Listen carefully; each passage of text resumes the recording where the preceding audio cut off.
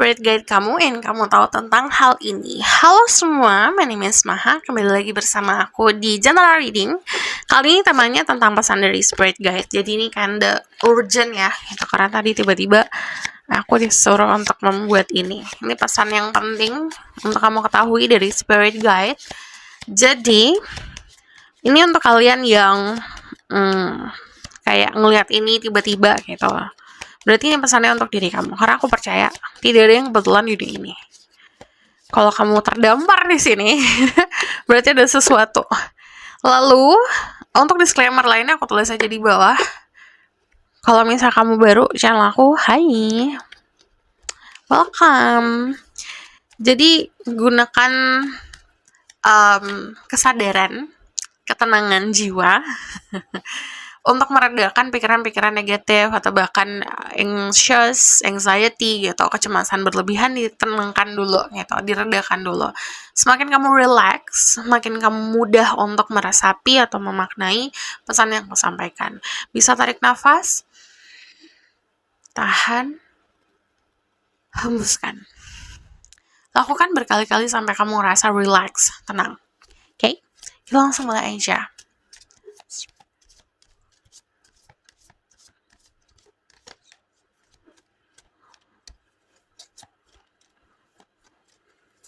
Ada beberapa dari kalian itu yang sebenarnya pesannya simpel sih. Coba balik ke rumah karena power kamu ada di situ, kekuatan kamu ada di situ. Ini bisa koneksi sama sosok orang tua gitu. Saat kita ngobrol sama orang tua, mungkin kayak kalian udah lama gak ketemu, kalian udah lama gak ngobrol gitu. Saat ngobrol ada seperti diberikan kekuatan lebih lah gitu. Jadi kekuatanmu bisa ada di situ gitu. Sama kayak kita punya handphone, kita bawa keluar, casannya di rumah gitu. Nah, kamu juga seperti itu. Kamu punya rumah untuk bisa kamu ngecas. So, this message from Spirit Guide. Passion. Accept that everything happens in divine order. Percayalah kalau semua yang terjadi itu udah sesuai sama jalannya gitu. Sudah ada aturannya, sudah ada rangkaian ceritanya gitu. Kadang-kadang kalau seperti film aja, kadang-kadang banyak plot twist kan. Kalau kita nggak nyampe akhir nonton filmnya, kita nggak akan tahu. Kadang-kadang plot twistnya di ending gitu. And then ada konsepnya itu kayak, kalau di teater itu ada konsep Deus Ex Machina. Jadi kadang-kadang ada power yang tidak terduga yang akan menyelamatkan kita gitu. Jadi kita nggak akan pernah tahu situasi akan berbalik seperti apa gitu. Turning point kehidupan kita seperti apa. Kadang-kadang itu full of surprises. Kadang-kadang it's more like magical things. Terus kalau misalnya, contoh misalnya gini, kayak kamu ngeliat film deh, nonton film gitu. Kita ngelihat pemeran utamanya bertubi-tubi kena masalah gitu. Tapi at some point dia ketemu seseorang di waktu yang tepat, di momen yang tepat, merubah hidupnya, merubah kehidupannya gitu. Berubah 360 derajat. Sama keadaan manusia juga sometimes seperti itu. Kita nggak akan pernah tahu plotnya kita seperti apa, karena yang tahu kan cuma Tuhan ya gitu. Yang kita bisa lakukan adalah passion, sabar gitu. Kita berusaha, if you want to change your life, ya usaha gitu, melakukan perubahan. Di sini yang namanya divine order, apapun yang kita hadapin, itu bagian dari plotnya, bagian dari cerita kita gitu. Kita harus hadapin itu untuk ke next step gitu. Ada envy. Bentar, aku lihat satu lagi. And then perseverance.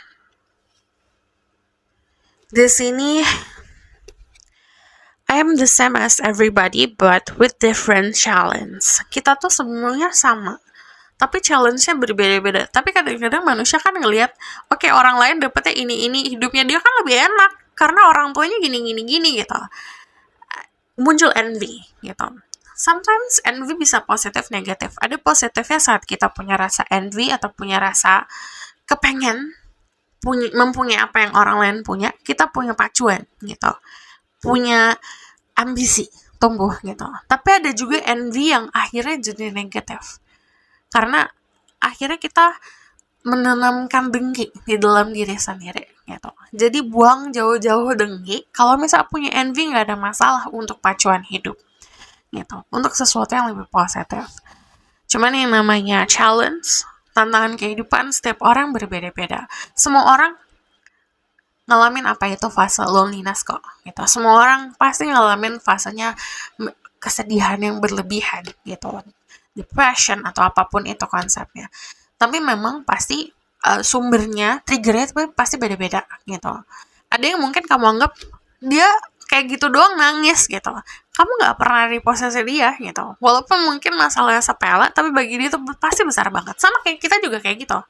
Jadi apapun yang dihadapin itu sesuai sama porsinya kita sebenarnya. Lalu di sini ada perseverance. I know that I can do whatever I set my mind to. Jadi kamu bisa ngapain aja saat kamu fokus pikiran, fokus ke sesuatu, kamu mau apa gitu, kamu tentuin. Yang tadi aku bilang, untuk melakukan kita ngedapetin perubahan dalam kehidupan, kita harus ngelakuin sesuatu dulu gitu. Saat kita setting nih, oke, pikiran aku ke sini, fokus aku ke sini, alam bawah sadar akan mengetahui gitu. Oke, kamu maunya ini ternyata gitu. Terus semesta akan membantu kamu, spirit guide-nya juga akan ngarahin gitu. Tapi tentuin dulu pikirannya fokusnya ke mana. Ada orang yang fokusnya ke envy, ke dengki, iri, dan segala macam, yang dikasih akan sesuatu hal yang bikin iri terus gitu.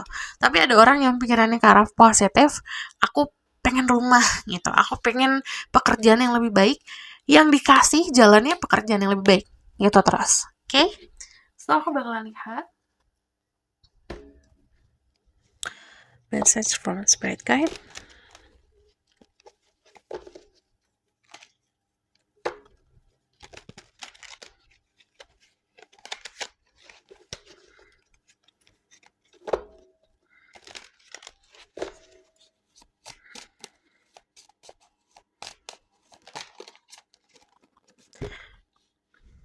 So beautiful.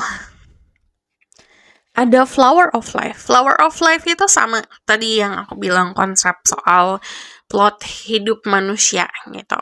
Ini ngomongin soal segala macam apapun yang kita hadapin ada koneksinya. Kita ketemu sama si A, si B, ada artinya, ada meaningnya. Sometimes kita nggak akan tahu meaningnya di awal-awal.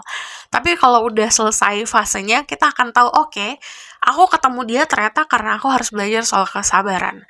Oke, aku ketemu teman-teman karena aku dikasih cinta ternyata dari teman-teman. Jadi kita akan tahu tuh nanti sometimes. Nah, the flower of life itu menyimbolkan kamu akan tahu makna dari apapun yang kamu hadapin selama ini, yang kamu jalanin selama ini. Jadi akan tahu gitu, akan lebih sadar lah, oh ternyata seperti ini gitu. Semakin kita menyadari segala koneksi, kita akan semakin lebih menghargai everything. Even hal-hal yang sebenarnya menyakiti, gitu. Even hal-hal yang sebenarnya itu mungkin kelihatannya negatif. Tapi karena kita sudah memahami, kamu akan merubah itu jadi hal yang positif. Nah, momen seperti itu, manusia akan lebih banyak menarik rezeki. Karena rasa syukurnya luar biasa, gitu.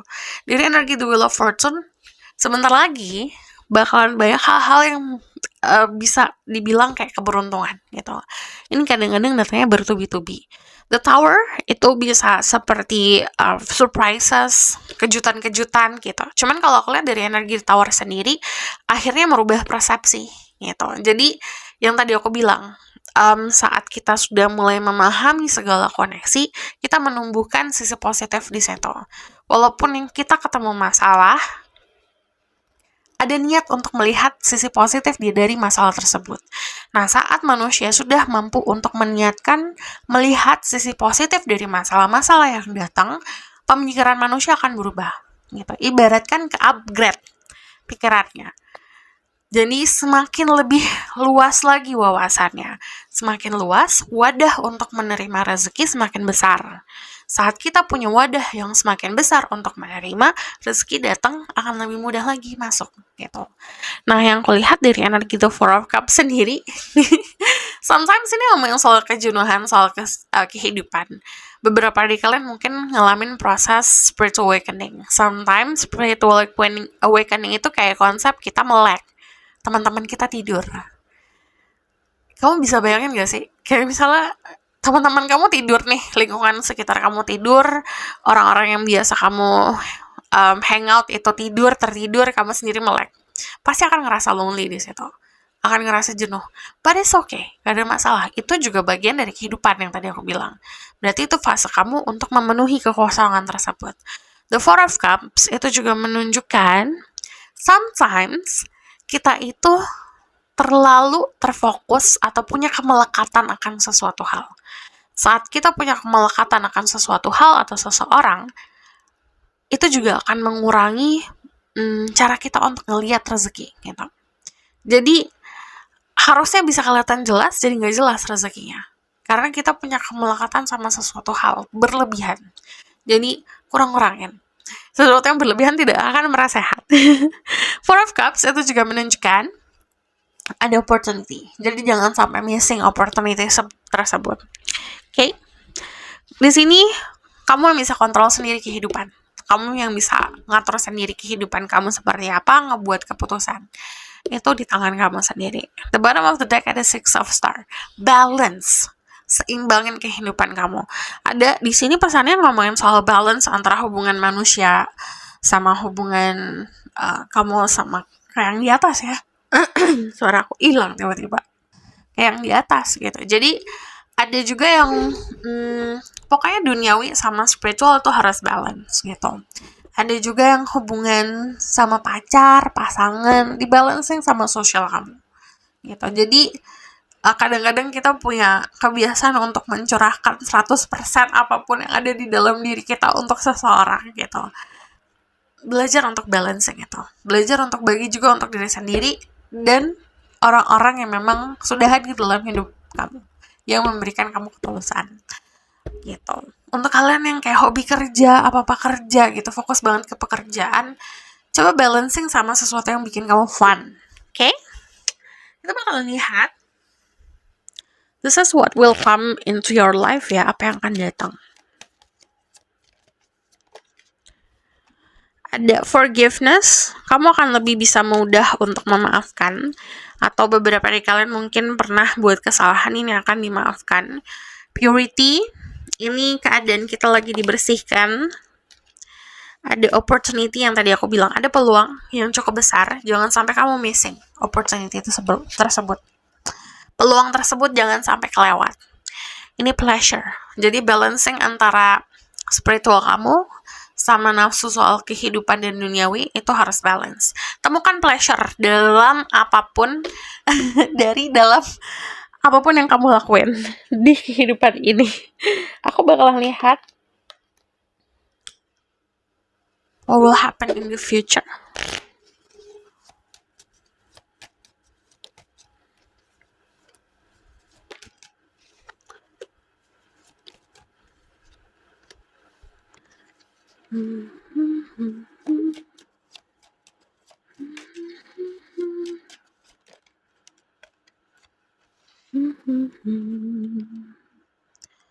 Okay. What happen in the future, nanti ada pilihan soal pekerjaan. Jadi kemungkinan ada tawaran pekerjaan baru, kantor baru, lingkungan baru gitu. Beberapa dari kalian bahkan punya keinginan untuk bangun bisnis, jadi kemungkinan ada pekerjaan selain yang pekerjaan sekarang gitu. Lihat peluang tersebut gitu, karena itu bakalan sangat ngebantu banget untuk dirimu. Bisa ngebantu finansial untuk masa depan atau ngebangun legacy untuk masa depan gitu, warisanmu untuk masa depan. The Ten of Swords itu sometimes yang mengkhianati diri kita adalah diri kita sendiri, karena kita punya kemelekatan berlebihan sama sesuatu yang menyakiti diri kita. We already know, kita udah tahu nih gitu. Contoh misalnya kamu megang pisau, kamu udah tahu pisau itu tajam, tapi kamu tetap pegang gitu, karena kamu punya rasa kenyamanan gitu. Udah kebiasaan sakit ya udahlah gitu. Kamu pegang terus-terusan, saat kamu lepas pasti akan perih gitu. Sakit pasti dilepas. Cuman kalau kamu lepas, at the end kamu akan sembuh lama-lama gitu. Cuman karena takut untuk melepas itu, sesuatu yang menyakitkan, akhirnya seperti mengkhianati diri sendiri. So, kalau kamu berada dalam situasi seperti mengkhianati diri sendiri, coba lepasin itu. Apapun yang bikin kamu sakit, kamu lepasin. Di sini, balik lagi dari passion, dari kesabaran, kamu akan membuahkan hasil. Jadi apa yang kamu tanam, apa yang kamu lakuin, itu bukan sesuatu yang instan hasilnya. Jadi kamu gak akan lihat langsung gitu. Tapi nanti ada pasti.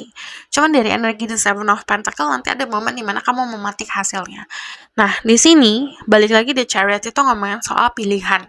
Nanti ada sebuah pilihan opsi, tapi kemungkinan untuk ke arah finansial dan ke karir. Dari energi The Six of Swords, kedepannya kalau aku lihat beberapa dari kalian akan pindah tempat kerja, tempat tinggal gitu. Cuman kalau aku lihat Six of Swords itu juga menunjukkan meninggalkan situasi yang kemarin gitu. Dan akhirnya di sini punya kekokohan gitu. Dari kepercayaan kamu, apa yang kamu kepercayai, kedisiplinan, dan bahkan ini ngomongin soal konsep healing, penyembuhan diri. Dan kamu nemuin sendiri caranya. So, aku bakalan lihat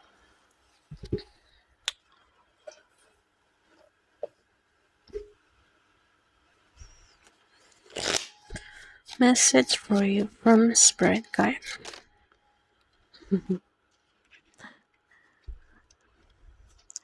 Ada wisdom, kedewasaan. Saat kamu balancing kehidupan kamu juga akan membuka pintu untuk lebih mengasah intuisi, kedewasaan, kebijakan, dan kamu mampu untuk menghilangkan tantangan atau bahkan sesuatu yang menghambat kamu untuk meraih kesuksesan. The sun has my hand, the moon has my back. Semesta ada di pihakmu, gitu. Tenang aja. The ocean cleans, refresh. Ini lautan, pantai, air laut itu bisa menyembuhkan, bisa menghilangkan energi buruk gitu. Dan bisa juga nge-release hal-hal yang negatif. Jadi kalau misalnya kamu emang ada niat buat pergi ke arah pantai, main-main di pantai, go ahead gitu. Coba aja. I'm just a pure magic. Dirimu punya magic di dalam diri. Jadi gunakan. Support, ini bakalan mendapatkan support dari spirit guide dan ini bakalan kelihatan banget. Ini bakalan lebih jelas tanda-tanda dari semesta bisa dengan melihat angka kakak kembar. Contohnya dengan 333 ini. My body guides me to make healthy choices. Badanmu akan ngarahin kamu bikin atau membuat pilihan-pilihan yang sehat. Balance.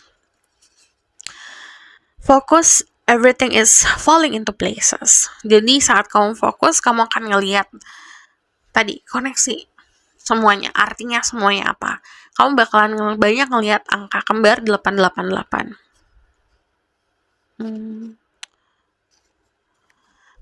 Power, prosperity, resolution, and protection. Kamu punya power yang sangat kuat, bisa powernya juga di finansial nantinya. Terus kalau aku lihat saat kamu mampu untuk release atau melepaskan tadi hal-hal yang menyakiti dirimu, kamu akan menemukan kekuatan kamu kembali. Nobody else is you, that is your superpower. Gak ada orang lain yang seperti kamu dan itu adalah kekuatan dirimu. So, this is your reading. Thank you for watching. Kalau kamu request, silahkan komen di bawah. Kalau kamu mau tahu berlanjut, bisa fokus reading. Linknya ada di bawah, nomornya di bawah. And if you like this video, boleh like, comment, dan subscribe. Jangan lupa share, send, dan next reading. Bye!